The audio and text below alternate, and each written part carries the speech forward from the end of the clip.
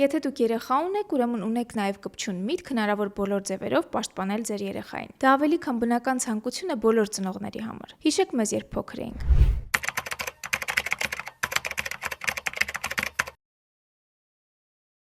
Ինքնուրույնության փոփոխվող փուլերում մեր ծնողները մեզ սովորեցնում էին կոնֆետ չվերցնել անծանոթներից, սպասել լուսացույցի կանաչ լույսին փողոցը անցնելիս կամ չհենվել մետրոյի գնացքի պատուհաններին։ Այսօր այս ամենին զուգահեռ մենք ստիպված ենք մեր երեխաներին սովորեցնել անվտանգության կանոններ նաև վիրտուալ իրականությունում, բայց սա հաճախ մարտահրավեր է դառնում նաև մեզ, մեծահասակներիս համար։ Խոստովանեք, քանի ծանոթ ունեք, որ սոցիալական ցանցերի իրենց էջերը ողողում են իրենց մանկահասակ երեխաների լուսանկարներով եւ տեսանյութերով, ուղիղ հեռարձակումներով, կիսվում իրենց գտնվելու վայրի մասին իրական ժամանակում ինֆորմացիայով։ Սա իհարկե չի արվում վատ մտադրությամբ, ուղղակի չիմացության հետևանք է։ Հատկապես COVID-19 համավարակի ընթացքում եւ դրանից հետո երեխաները եւ դեռահասները մասսայականորեն հայտնվեցին համացանցում, հաճախ չունենալով թվային գրագիտության ամենապարզ առաջնային գիտելիքներն ու հմտությունները։ Իսկ նրանց պաշտպանությունը ծնողների համար իսկական օրհասական խնդիր դարձավ։ Թվային տիրույթում երեխաների ներկայացվածության վերաբերյալ մեզանում երկու հիմնական մոտեցում կա՝ պաշտպանողական եւ խրախուսական։ Առաջին դեպքում ծնողները համոզված են, որ համացանցը իսկական չարիք է եւ երեխային պետք է հեռու պահել դրանից։ Այս դեպքում երեխային արգելվում է ցանկացած շփում համաշխարհային սարդոստայնի հետ։ Մյուս դեպքում երեխայի ծնողները համոզված են, որ համացանցը լավագույն բանն է, որ ստեղծվել է ժամանակակից մարդու կողմից, եւ որքան շուտ երեխան ձեռք բերի դրանից օգտվելու գիտելիքներ եւ հմտություններ, այնքան ավելի լավ։ Խոսքը ոչ միայն օգտակար տեղեկություններ, ֆիլմեր, հաղորդումներ գտնելու, փնտրելու մասին է, այլև,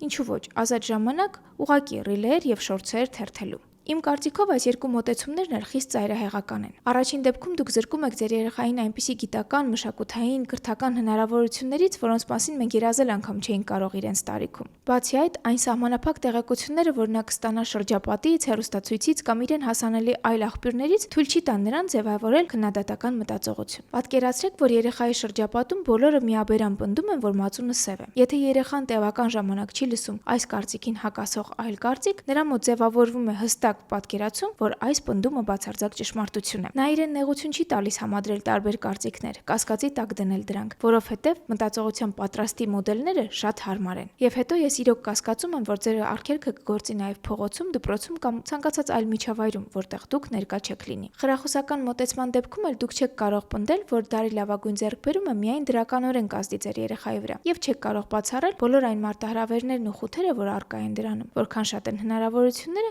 այնքան էլ ռիսկերը, թաքնված եւ անթաքույց։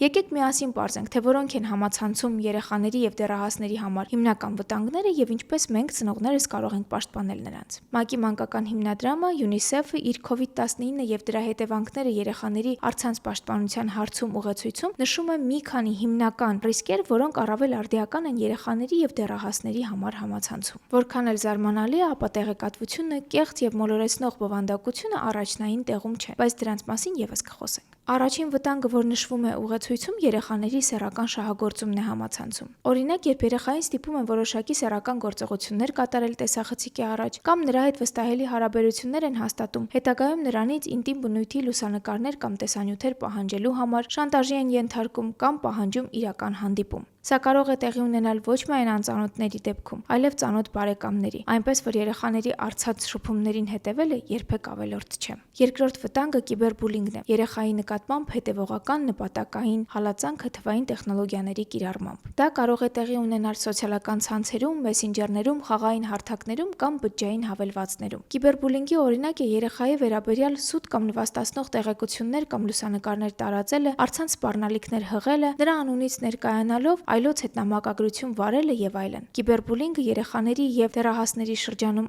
ամենատարածված առցանց ագրեսիայի ձևն է։ Երրորդ վտանգը, որին կարող է առերեսվել ձեր երեխան համացանցում, վնասակար բովանդակությունն է։ Խոսքը ոչ միայն պոռնոգրաֆիկ կայքերի մասին է, այլև ատելության խոսքի, ահաբեկչության, բռնության կամ մահվան կադրերի, ինքնասպանությունների կամ ինքնավնասման քարոզի։ Վերջին տարիներին վիրտուալ վտանգների ցանկին ավելացել է եւս մեկը, որը ցավոք չափազանց տարածված է համացանցի հայկական սեգմենտում։ Խոսքը առցանց խաբելու խաբեությունների կամ շորթման մասին է։ Երբ օրինակ ձեր երեխան մասնակցում է ինչ-որ արշավի եւ ինչ-որ հրապարակման մեկնաբանությունների դաշտում գրում իր անվան առաջին տառերը կամ աչքերի գույնը, եւ հանկարծ նրան նամակ է գալիս այն մասին, որ ինքը շահել է ինչ-որ թանկարժեք հեռախոս։ Դրանից հետո տարբեր պատրվակներով երեխայից կորզում են այնպիսի ինֆորմացիա, ինչպիսին են օրինակ անձնագրային տվյալները, բանկային տվյալները, կոնտակտային տվյալները։ Դրանից հետո բանկային զրոյական բալանսը կամ ձեր անունով ձևակերպված միլիոնանոց վարկերը ամենավատ բանը չեն, որ կարող են ձեզ հետ տեղի ունենալ։ Վերջին տարիներին չափազանց տարածված է դարձել մի երևույթ, երբ տարբեր օգտատերերի բանկային տվյալները վաճառվում են Darknet-ում։ Հետագայում ձեր տվյալներով բացվում են խնայողական կամ ընթացիկ հաշվեհամարներ, որոնց մասին դուք տեղյակ չեք։ Դրանց միջոցով չարագործները փողերի լվացում են իրականացնում։ Որպեսզի պարզ լինի, ուղղակի նշեմ, որ միայն 2022 թվականին այդպիսի հաշվեհամարներն ավելացել են 32%-ով։ Եվ իհարկե, ապա տեղեկատվությունը, կեղծ եւ մոլորեցնող տեղեկությունները չեն պատրաստվում շրջանցել ձեր երեխաների։ Ասեմ ավելին, դրանք ավելի շատ են լինելու, իսկ դրանց դեմ պայքարը ավելի դժվար, որովհետեւ գործին միացել է արհեստական բանականությունը։ Բայց այդ մասին ձեզ արդեն պատմել են իմ գործընկերները։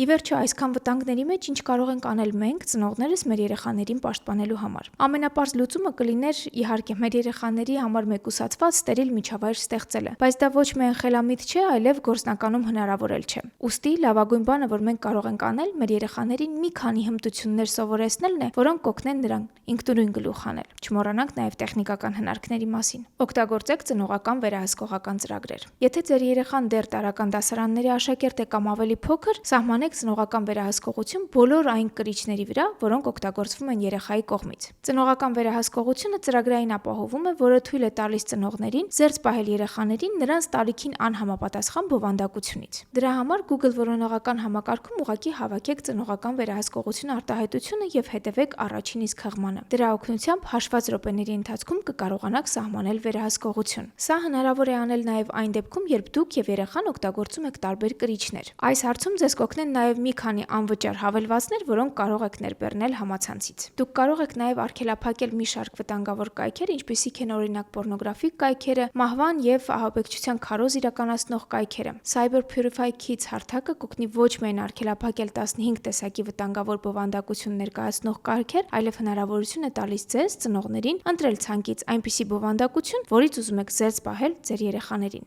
Ավելին, այս հարթակում դուք կգտնեք քայլ առ քայլ ուղեցույցներ, որոնք կօգնեն ձեզ արգելափակել վտանգավոր բովանդակությունը նաև սոցիալական տարբեր հարթակներում։ Որոշեք, թե որ բովանդակությունն է թույլատրելի ձեր երեխայի համար եւ որը ոչ։ Ստեղծեք ձեր երեխայի համար առանձին օգտահաշիվ, հստակ նշելով նրա տարիքը։ Այնպիսի հայտնի հարթակներ, ինչպիսին Netflix-ն է, թույլ է տալիս անել դա։ Սա կօգնի ձեզ զերծ պահել ձեր երեխային այնպիսի տեսանյութերի, ֆիլմերի, հաղորդումների դիտումից, որտեղ չկա մինչև 12 տարեկան երեխաների համար տարիքային նշում։ Ընտրեք տարիքին համապատասխան հավելվածներ եւ խաղեր։ Դրանք ներբեռնելուց առաջ նախ ստուգեք տարիքային նշումը եւ կարդացեք առցանց մեկնաբանությունները։ Թարմացրեք ծրագրերը։ Աշխատեք մշտապես թարմացնել հեռախոսի, համակարգչի եւ երեխայի կողմից օգտագործվող մյուս կրիչների հիմնական ծրագրերը։ Ծրագրային ապահովմամբ զբաղվող ընկերությունները հիմնականում հաշվի են առնում բոլոր նորահայտ ռիսկերը եւ դրանք ներառում են իրենց անվտանգության պրոտոկոլներում։ Խոսքը ոչ միայն վիրուսների մասին է, այլև բոթերի, որոնց միջոցով հիմնականում տեղի է ունենում անձնական տվյալների արտահոսքը։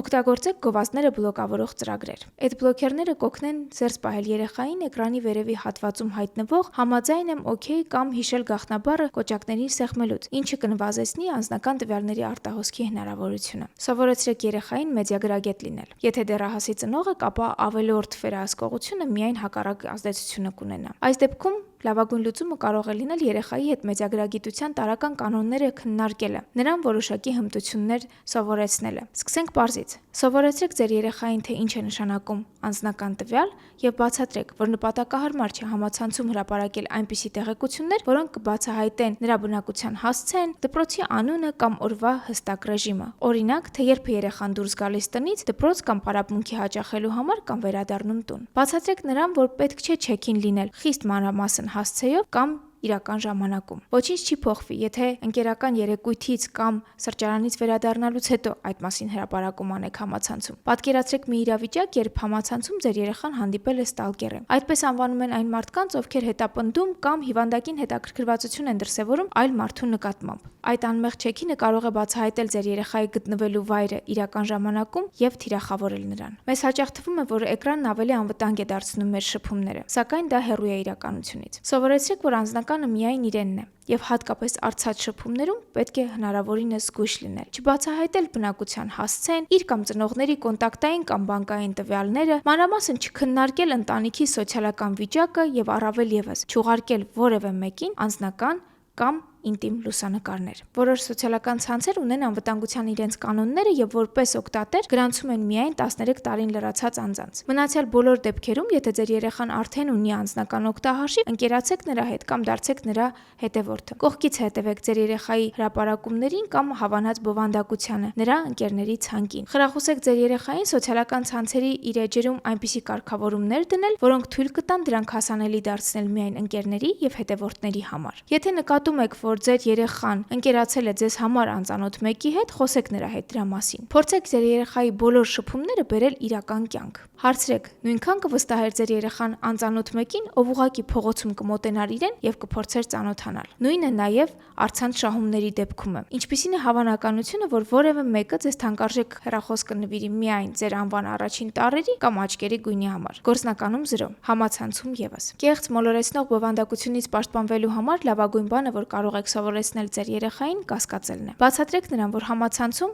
ինչպես եւ կյանքում, մարդիկ հաճախ ստում են։ Սովորեցրեք նրան ստուգել երկրորդ կամ երրորդ աղբյուրից համացանցում կարդացած ցանկացած նյութ։ Քննարկեք նրա հետ առօրյա լուրերը, դրանց մեկնաբանությունները, տարբեր կարծիքները։ Ցույց տվեք ձեր օրինակով, որ բաց եք տարբեր կարծիքների համար եւ նույնը խրախուսեք անել նրան։ Այս ամենն իհարկե հմտություններ են, որոնք կարելի է ձեռք բերել եւ զարգացնել, բայց առաջինը, ինչ պետք է իմանա երեխան, այն է, որ դուք իրեն կհասկանաք ցանկացած պարագայում։ Սովորեք քննարկել նրա հետ իրեն հուզող հարցերը։ Պատմեք ձեր առօրյա խնդիրների, հաջողությունների մասին։ Փորձեք ձևավորել մի միջավայր, որտեղ երեխան չի ամաչի կամ չի վախենա բարձրաձայնել իրեն հուզող, տանջող եւ նույնիսկ վախեցնող հարցերը։ Հիշեք, դուք ձեր երեխայի համար ամենահավաստի ինֆորմացիայի աղբյուրն եք եւ ամենավստահելի մեծահասակը։